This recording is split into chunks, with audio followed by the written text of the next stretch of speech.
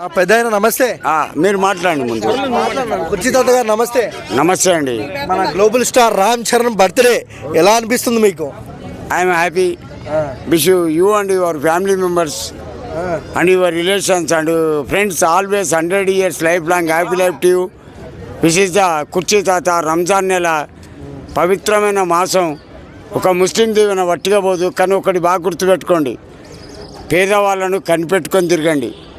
కొంతమంది ఉన్నారు పేదవాళ్ళు, తిండికి గతి లేక తిరిగేవాళ్ళు. దయచేసి వాళ్ళని కనిపెట్టుకోండి రామ్ చరణ్ గారు. అందులో నేనొక్కని నాకు సర్వస్వం ఉన్నాయి, కానీ తిండి ఉండదు. మీ నాన్నకు, మీకు, మీ అమ్మకు, మీ చిన్నాన్న పవన్ కళ్యాణ్ గారికి, బండబాబు గారికి, అతనికి ఏదో పదవి ఇచ్చిందంట.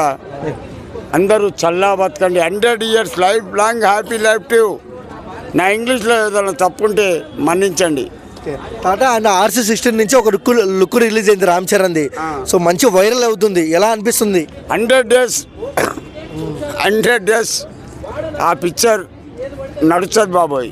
ఎందుకను ఆ అబ్బాయి కష్టపడతాడు.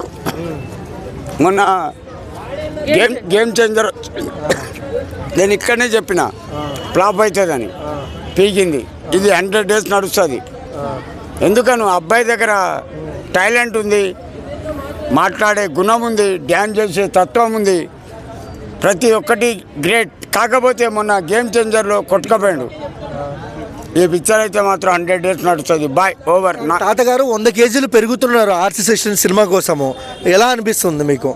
ఒకటి బాగినండి, ఎవడి ఆనందం వానికి పిచ్చి వానికి ఆనందం. ఇప్పుడు అది ఏమంటారు, బెట్టింగ్ ఛార్జింగ్, బెట్టింగ్ మంచోళ్ళు కొట్టుకుపోయిన్లు, కొంతమంది చచ్చిపోయిన్లు, కొంతమంది దేశం విడిచి పారిపోయిన్లు.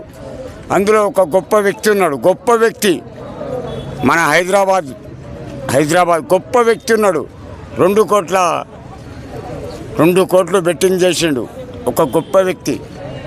దయచేసి ఆ పని చేయకండి. అమాయకులు చావకండి.